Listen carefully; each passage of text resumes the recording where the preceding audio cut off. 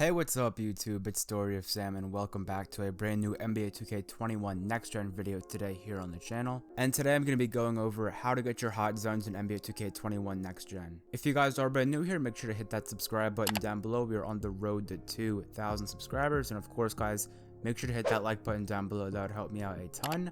Without further ado, let's get straight into it. If you want to shoot efficiently and effectively in NBA 2K21 Next Gen, hot zones are definitely something you want to get. Now, hot zones in 2K21 Next Gen, they basically carry over from every single game mode. So My Career, Park, Rec Center, and I'm pretty sure Pro-Am as well, but I'm not 100% sure. But I definitely know My Career, Rec Center, and Park, all those game modes carry these same exact hot zones. So technically you can get your hot zones in My Career and have them in the Park.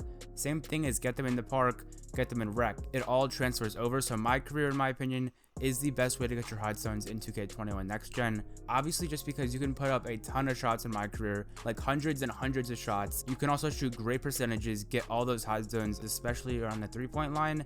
Mid-range hot zones aren't really as important, but they still are important. So you definitely don't need all of them, but if you want to get all of them, you definitely can. But I 100% think everybody should have their 3-point hot zones unlocked, especially the top of the key ones. Those are probably the most important. So the fastest method is My Career for getting your hot zones. Now, I recommend probably just playing on 12-minute quarters pro difficulty. If you want to play on like 5-minute quarters, it's fine, but it doesn't really matter at all if you're not grinding badges, not grinding VC. As long as you're putting up a ton of shots, it doesn't really matter. So when you let into a game, I would just recommend shooting the ball in a ton of different spots.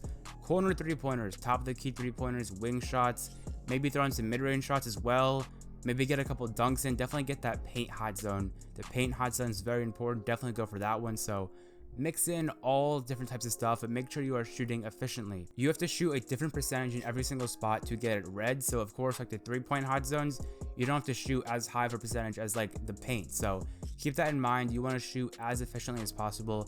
I recommend putting up good shots, call for pick and rolls, do ISOs, do all sorts of stuff like that. And whatever you do, don't force shots in My Career. Don't force yourself to shoot the ball if you're not open. If you're ever having a terrible game of My Career, like a terrible game, and you know all your hot zones are going to turn to like neutral or cold, definitely close the app. If you just close the app during a very bad My Career game, the My Career game just restarts like nothing happened. So honestly, if you're having a terrible game, close the app, just restart the game. It won't count towards your shots if you close the app during the game. That's a pro tip right there. Just make sure you aren't wasting too much time closing app when you're shooting bad, just because as long as you're shooting like 40 or 50% from 3 in My Career, you should be good for your hot zones in the 3-point line. But also look at the shot chart, see where you are shooting your shots, and of course adjust from there. If you're shooting way too much in the corners, shoot more to the top of the key. If you're shooting way too many mid-range, definitely shoot more 3-pointers. It's pretty self-explanatory. It's really not that complicated. Just make sure you are taking good and smart shots. When you start playing Park, those hot zones will transfer over, so make sure you are still taking good shots in the Park. But that's why I also recommend building up a ton of shots in My Career, like build up hundreds of 3-pointers made, stuff like that, so you have all those hot zones. So even if you do shoot poorly in the Park, your percentages are still going to be very, very good from all those great games you played in My Career. It all balances out. So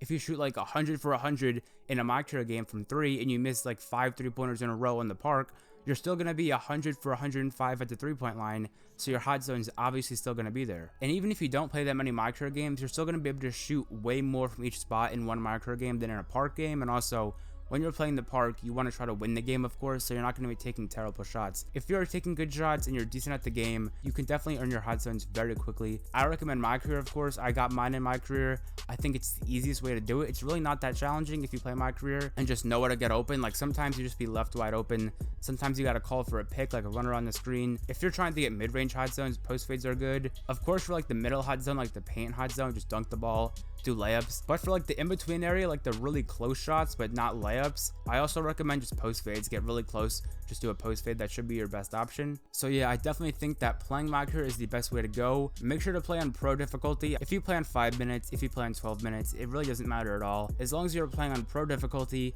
any quarter length, and you're shooting in a variety of spots, shooting efficiently in those spots, you should be on your way to earning all of your hot zones pretty quickly, and then maintaining them is just the easy part. Just take smart shots and you will be good. Anyways guys, I hope you enjoyed today's video on the best way to get your hot zones in NBA 2K21 Next Gen. I hope you guys did enjoy. If you did, make sure to hit that subscribe button down below. We are on the road to 2,000, and of course make sure to hit that like button down below. That helped me out a ton.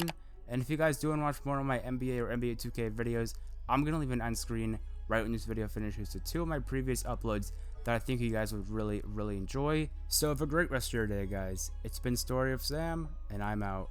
Peace.